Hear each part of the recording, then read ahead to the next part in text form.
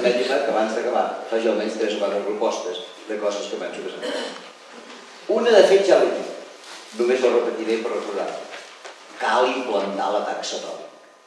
Aquest és un dels grans desastres. Ningú fa res. La gent en parla. Almenys el Parlament Europeu ho ha aprovat. Per tant, hauria de donar una mica d'empenteta més a veure si som capaços que això definitivament sigui així. En segon lloc, què cal fer? Ja els he dit. Erradicar el frau fiscal. Perseguir a les persones fraudulentes, i no hi ha prou inspectors d'Hisenda d'Espanya per començar a perseguir-los tots. Caldria començar a fer-ho seriosos. Tercer, això que els diré potser els sorprendrà, però no s'espanta. Cal deixar enfonsant els bancs, processar i empresonar els banquers. I prou! I això ho ha fet un sol país, que es diu Islàndia. I vostès diran, no, però és que si deixem caure els bancs, nosaltres podem arrastrar-nos darrere dels bancs. Avui per avui no. Potser el dia de demà sí, si les coses no van bé. Avui per avui funciona una cosa que es diu el Fons de Garantia de Dipòsits, en mans del Banc d'Espanya, que garanteix que si el teu banc va malament, ells et cobreixen fins als primers 100.000 euros que tinguessis en el banc. Vostès diran, home, i si tinc més de 100.000 euros? Mira, si tens més de 100.000 euros, l'entrada és que en tens molts. Però sempre hi ha la possibilitat de repartir-ho entre dos bancs. I tens coberts 200.000 i s'acaba el banc. Això s'ha fet? No, al contrari. S'ha anat de seguida a protegir els bancs. Hi ha casos que encara estan en marxa i per tant no puc opinar. Què passarà al final en Caixa de Catalunya, què passarà en Bonín, què passarà en Caixa de València, no ho sé. Però hi ha un cas que està tancat i per tant es pot explicar. És el cas de la Caixa de Castilla-La Manxa. La Caixa de Castilla-La Manxa va caure fa 4 anys, amb un forat enorme de 3.900 milions d'euros. El govern espanyol va anar de seguida a posar 3.900 milions d'euros. Perquè se'n facin una idea, 3.900 milions d'euros és el que al govern espanyol li costa augmentar les pensions durant 3 anys. L'any passat no van augmentar les pensions, però varen destinar a la Caixa de Castilla-La Manxa 3 vegades més. I per què la Caixa de Castilla-La Manxa va anar malament? Ens explicava molt el diari. Perquè els seus directius ja donaven crèdit ja, però no als ciutadans, a ells mateixos, i no els tornaven. I en segon lloc van fer una immensa inversió fent un aeroport de Ciutat Real, en el qual em penso que mai he debat cap a mi. I qui eren els responsables de la Caixa de Castilla-La Manxa que feien aquestes bestieses? El president i el vicepresident. Com es diu el president? Juan Pedro Hernández Moltó. Potser ningú li digui aquest nom, fins que sapiguem que fins al passat mes de novembre, fins a les últimes eleccions, el senyor Juan Pedro Hernández Moltó era senador del PSOE i membre de totes les comissions anticorrupció del PSOE. I qui era el vicepresident? Un senyor que es diu López del Hierro. No es diu res el nom de López del Hierro? Esclar que no. Però segurament els dirà més el nom de la seva senyora. Es diu Dolores de Cospedal, secretària general del partit. Estem en mans d'aquesta gent. Estem en mans d'aquesta gent. Això no es pot aguantar a cap manera. Per aquí, a diferència de tots anteriors, jo penso que tenim una petitíssima nota d'esperança. Petita, però creixerà. Davant del frau fiscal no sé si n'hi ha gaire, davant de la taxa Covid no ho sé. Jo soc esperançat en tot, penso que la taxa Covid acabarà caient, penso que el frau fiscal estarà. Però almenys hi ha una cosa que heu d'actuar en aquest tema bancari que us estic presentant. I vostès almenys alguna cosa en deuen haver sentit alguna vegada. Es diu aquella alternativa banca ètica. Cal que comencem a treballar amb la banca ètica. Reconec que el nom de banca ètica és inversemblant. Perquè banca i ètica són dues paraules que dualen. Una vegada el periodista i em va dir, escolti, a vostè li interessa això de la banca ètica? Dic sí, dic, trobo que és una proposta innovadora i suggerent. I em va dir el periodista, però vostè s'ha donat compte que és un oxímoron? Dic, miri, perdoni, però jo no tinc la més remota idea de què vol dir oxímoron. Home, diu, sí, diu, oxímoron és una paraula que fan servir els filòlegs per referir-se a l'agrupació de dues paraules en les que la primera desmenteix a la segona i la segona desmenteix a la primera. Perquè és òbvi, quan jo pronuncio la paraula banca, estic desmentint la paraula ètica. I quan pronuncio la paraula ètica, estic desmentint la paraula banca. Amb això l'oxímoron és molt bastant document. Però independentment d'això, és evident que avui em penso que encara no se'n boi, però a la ciutat de Barcelona no tenen d'aquí al costat.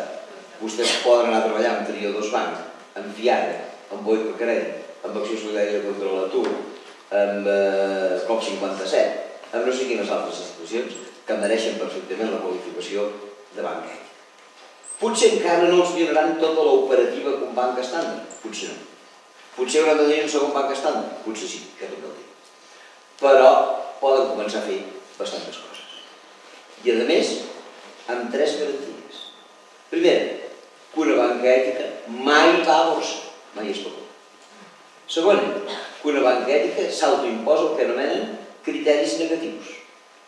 Mai invertirem en armes, mai invertirem en drogues, mai invertirem en nuclears, mai invertirem en l'explotació infantil, mai invertirem en tabac, mai invertirem en no sé què. I finalment, s'autoapliquen criteris positius. Tots els diners que nosaltres donem de crèdit aniran destinats o bé a generació d'ocupació, o bé a educació i cultura, o bé a conservació del medi ambient. I nosaltres sabem que d'aquesta manera som coherents, perquè potser no som coherents. Potser anem el 15 de febrer al Passeig de Gràcia de Barcelona, diem que no volem la guerra d'Iraq, a final de mes cobrem la nòmina, la col·loquem al Banco de Bilbao, al Banco de Santander, que estan fabricant armes fins al demà. Hem de ser coherents. I no únicament amb la banca, amb una cosa que sé que no sempre és fàcil de descobrir, però que també ens la recomanaria que si tenen temps ho llegeixin. Una cosa molt perillosa. Perillosíssima. Abans ho he esmentat així rient, i es diu fons de pensions. Quan jo faig un fons de pensions, el faig als 30 anys. I no em preocupa d'ell fins que als 65 anys em jubilo.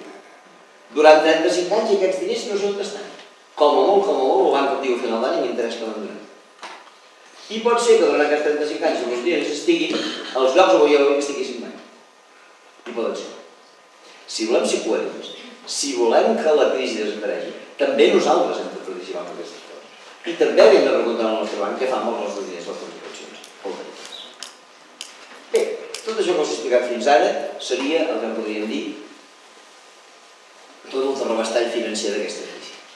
Però permetin-me, que abans d'acabar, perquè ja havia tot una hora i mitja xerrant, els digui dues coses més, i prou, i després entrem al diàleg. Però aquestes dues coses són molt importants. La primera, jo he parlat tota l'estona d'un problema que és greu, que és el problema financer, però segurament no és el més greu dels problemes que estem enfrontant. Ja no parlo de l'alimentari. El problema més greu es diu atur i desocupació. Podem trobar feina per 5 milions de persones. Posin-s'ho al cap. Mai. Mai. Mai. L'atur no té solució. Tal com l'entenem ara. Davant de l'atur hi ha una única solució. Però hem de canviar radicalment el xip. Només n'hi ha una, els hi asseguro. Fa anys que estic obsessionat amb el tema. Tants com 20 i 20. I només hi ha una única solució. Repartir entre tots el treball existent. Que els que tenim la sort de tenir feina treballem menys, perquè aquells que no tenen feina treballem més. I s'ha acabat. Allò de les 8 no torna mai més. Hem de repartir la feina. I ho estàs dirant, doncs repartir la feina és una utopia. Crec tu. És una realitat. Fa 10 anys governava a França un primer ministre. Es deia Lionel Jospin. M'ha agradat veure aquests dies que aquell Lionel Jospin s'ha convertit en un dels assessors d'un tal François Hollande, que igual d'aquí una setmana es converteix en president de França. No es pot dir gran admiració, però per descomptat millor dels Sarkozys. Bé, què passa? Que aquest Jospin, quan era primer ministre, va fer una reforma radical. Va canviar a França la jornada de treball de 8 a 7 hores. El que volia dir que la jornada setmanal passava de ser de 40 a 35. Sobraven 5 hores per treballador. Va agafar les 5 hores que sobraven per treballador, les va adjudicar als aturats. I encara que el que els dient no s'ho creguin, ho poden ben creure perquè és veritat. En 2 mesos, França va passar a 0 un atur que tenia en aquell moment d'1.700.000 persones. Vostès diran sí, però després, sí, després va fer marxa enrere. Després del senyor Jospin va venir altres governs de dretes, però no han tocat una cosa. Els funcionaris segueixen treballant 35, no han tornat als 40. I les empreses no han tornat als 40, s'han col·locat a les 37. Perquè resulta que en el món es funcionen 2 passes endavant i una endarrere. Esclar, vostès diran, home, doncs això no està bé, perquè si jo abans cobrava 40, ara amb l'invent del senyor Jospin només em cobraré 35, i seré jo el que pagui la crisi. No, el govern francès ho va fer molt bé, i va dir, escolta, tu abans cobraves 40, i treballaves 40. Ara treballes 35, i cobres 35. Per culpa meva, perquè no et deixo treballar les altres 5. Doncs jo, que sóc el culpable del govern francès, et pago cada setmana 5 hores com a aturat. De manera que tu cobraràs 35 hores treballades i 5 hores aturades. Mai seran 40? No, seran 39. És igual. Però què més vols tu? Que tens feina, passar de 40 a 39, quan aquell que no té feina passa de 0 a 39.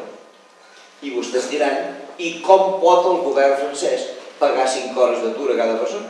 Perquè ara ja no ha de pagar l'atur dels aturats, que aquests tenen feina. Això és lamentable. És una qüestió de redistribució. Si es vol, es pot fer. El govern ho pot fer. Ni un sol partit polític espanyol ha fet aquesta proposta. A Alemanya existeixen jornades parcials. Aquí, no. I a més d'acció. Mirem una mica la història. Quan va començar la revolució industrial, el Dickens ens ho explicava. Es treballaven 16 hores cada dia. Amb el pas dels anys se'n van treballar 14. Després se'n van treballar 12. Més endavant se'n van treballar 12. Ara estem en una jornada de 8 hores diàries. I qui som nosaltres per aturar la història? Podem treballar-ne 7, podem treballar-ne 6, podem treballar-ne 5. Jo els dic als meus alumnes. Mireu, ara esteu acabant la carrera. D'aquí 2-3 anys treballareu. I d'aquí 40 anys us jubilareu. Quan d'aquí 40 anys us jubileu, jo faré molts anys que estaré criant malves. Però recordeu-me, estareu fent jornades de 4 i 5 hores diàries com a màxim. Si la tecnologia va així, no tenim per què encaparrar-nos en poder treballar més i més hores. Al contrari, hem d'estar contents que això sigui així. Abans treballàvem 16 hores i pobrets no podíem fer res. Ara en treballem 8, podrem fer alguna cosa. Si en treballem 4, la tira podrem fer. Podrem fer activitat artística, podrem fer activitat teatral, podrem fer activitat esportiva, podrem no mirar Telecinco, tot sigui, etc. Podem anar junts. Cal treballar en aquesta direcció. Això no pot fer, per descomptat, l'empresa, el govern, per descomptat el treballador. Jo tenia un antic alumne que el pobret mai no ho va fer. Un dia em va venir a veure més satisfet, ja tinc feina. Molt bé, noi, quina feina tens? Ah, te'n recordes de fulanito que també era alumne teu? Sí, aquell va tenir sort i va trobar feina de seguida. Però ara volia fer un màster i no tenia temps. Ara van a veure tots dos l'amo, a veure si podíem reduir la jornada. L'amo va dir que sí, ara ells fa 4 hores que fa el seu màster i jo que no tenia feina, faig 4 hores. Per què no es pot fer això? Es va fer. I finalment, qui més ho pot fer? L'empresa. A l'any 83 vaig tenir l'ocasió de fer una visita quan va quedar gravada tot l'hora. Vaig anar a Guipúscoa i més concretament a Mondragón, que és una població de Guipúscoa, on hi ha una cooperativa, en aquell moment una cooperativa que estava especialitzada, potser vostès no s'hi sonin, feien unes cuines marca Fagor, o potser el tindran. Molt bé.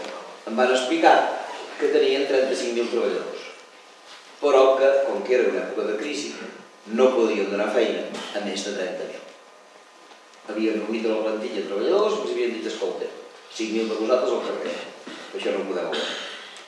I els treballadors van dir, sí, de vosaltres al carrer, escolta, això és una cooperativa, amb una cooperativa no se'n va ningú, ens quedem tots. Els directius van dir, d'acord, us quedeu tots, però d'aquí 4 dies no es queda ningú, perquè això no hi ha que guanyar. Resposta als treballadors, no. Si tu dius que has de passar de 35.000 treballadors a 30.000 treballadors, és que ens estàs dient que et sobra el 15% de la plantilla. El qual és el mateix que dir que et sobra el 15% de la massa salarial. El que has de fer és reduir-nos un 15% del sou, doncs 35.000, estaràs estudiant la mateixa quantitat i ningú n'hi ha. I així ho van fer. Es van quedar tots. És veritat que es van agradar el cinturó, però ningú va anar al carrer. Amb el pas dels anys, els temps es van girar millors. Aquests de Mondragón van adquirir una gran cadena de supermercats que es diu Eroski. I avui en dia no tenen 35.000 treballadors, tenen 110.000 treballadors. És la cooperativa més gran d'Europa i no acomiada la gent. Si volem fer les coses bé, les podem fer. I última cosa que us vull dir, i els asseguro que ja podem. Jo no sé com sortirem d'aquesta crisi. Ni com, ni quan, però sí que m'atreveixo a dir de quina manera. Molt diferent de com hi hem entrat. Els asseguro que d'aquesta crisi hem de sortir amb un model econòmic radicalment diferent del que tenim. Perquè hi ha una cosa que hem de començar a interioritzar. D'aquesta crisi no en podem sortir mai més tornant a créixer. fa un parell d'anys hi havia algunes veus optimistes que per consolar-nos deien que veien uns brons verds, que ningú el va veure mai, i que ara aviat recuperaríem el creixement. Res. No estem, miren el que dic, no estem moralment autoritzats a recuperar el creixement material. El creixement espiritual, el creixement amorós, això, tot el que vol. Però el creixement material no tenim dret a continuar. Els que són de la meva generació, aquí a la sala hi ha algun, i els demano especialment excuses, perquè direu a continuació el següent. Els que som de la meva generació, i jo m'incloc, hem sigut, sens dubte, la generació més perversa que ha viscut en aquest planeta durant tota la història. Varen començar a entrar en aquesta golafreria del consum als anys 60, quan varen tenir el primer 600, el primer televisor, el primer túrbix, i no hem parat de consumir durant 50 anys. I què hem aconseguit amb aquests 50 anys de consum? Destruir o menjar-nos el 70% del petroli que s'havia acumulat durant milers d'anys. Hem aconseguit pujar un grau la temperatura del planeta, de manera que els icebergs del Pol Nord i del Pol Sud s'estan desfent, les aigües oceàniques s'estan pujant, i no sé si hem sentit el cas aquest d'aquestes illes que es diuen les Maldives, que eren les Malvines, al costat de la illa, que ja les han hagut d'abandonar perquè el nivell de l'aigua s'està menjant al país. Què més hem fet? Hem destruït la capa d'ozó i el pas que vam tindrem càncer de pell tots. Què més hem fet? Hem contaminat l'aire, hem embrutat l'aire, ens hem menjat la fusta, hem destruït espècies animals, hem destruït espècies vegetals, i no per això hem sigut més feliços. No per això hem sigut més feliços. Hem de canviar el paradigma. Els ecologistes ens ho expliquen molt bé. Fins l'any 1986, tot allò que els humans destruïen del planeta, el planeta tenia la capacitat de reproduir-ho l'any següent. Que tallàvem fusta, tornava a créixer. Que embrutàvem l'aigua, els rius la feien net. Que embrutàvem l'aire, els vents el purificaven. Bé, petroli, això ja estava molt bé. Tot l'altre ho anàvem refent. Però des de 1986 fins ara hem consumit tant que el planeta, per de pressa que vagi, ja no ho pot reproduir. I les últimes dades que vaig llegir no fa gaire, tot i que no són massa actuals, són bastant esfereïdores. Tot allò que el planeta va reproduir a l'any 2009, malauradament no tinc dades del 2010 i menys del 2011, tot allò que el planeta va reproduir el 2009 no era el que els humans havíem gastat el 2008. Era el que els humans havíem gastat de l'1 de gener al 23 de setembre del 2008. I com varen viure del 24 de setembre al 31 de desembre? De gorra, a costa de futures generacions, menjant-nos allò que no ens toca i que toca els que vindran darrere nostre. Això és com aquell que té un bosc. Si del bosc cada any només talla la fusta que el bosc produeix, l'home tindrà el bosc tota la vida. Si cada any talla més fusta que el bosc produeix, com es quedarà la llarga? Sense bosc. Ens estem quedant sense bosc. I encara sort que no tots consumim igual, perquè, com vostès saben, en aquest planeta vivim 7.000 milions de persones, dels quals 1.000 consumim a tot arreu. I els altres 6.000 estan en un pam de nas a veure-les venir, alguns d'ells, com els xinesos, morts de ganes de ser com nosaltres. Doncs, esclar, què deia un article que vaig llegir l'altre dia? Que si els 7.000 milions de persones que viuen en aquest planeta volguessin consumir la mateixa fusta, el mateix mineral, la mateixa aigua, el mateix petroli que consumim nosaltres, i tindríem dret a fer-ho, no ens recolliríem fins al 23 de setembre. Ens recolliríem fins al 7 d'abril de cada any. Què vol dir això? Que perquè tot el món viciés com nosaltres farien falta 4 planetes. I com que 4 planetes no els tenim, només en tenim un, ni que sigui per generositat envers el tercer món i envers els nostres nets i els nostres besnets, hem de canviar el nostre planeta. I hem d'entrar definitivament amb allò que ja sé que no és una paraula simpàtica, però que es comença a posar de moda i que es diu decreixement material, no els altres. Jo penso que si som capaços de fer aquesta reflexió, de veure que el decreixement potser és l'única via que tenim possible, que hem de canviar aquest model de consum absurd, potser podem acabar dient una cosa que no és fàcil de dir. Els grecs, a diferència dels llatins, pels llatins la paraula crisi és dolent. Crisi ens fa patir. Però pels grecs la paraula crisi és oportunitat. Potser, si en aquest moment reflexionem així, aquesta crisi que hem tingut sigui una gran oportunitat de canvi. Així ho espero i moltes gràcies.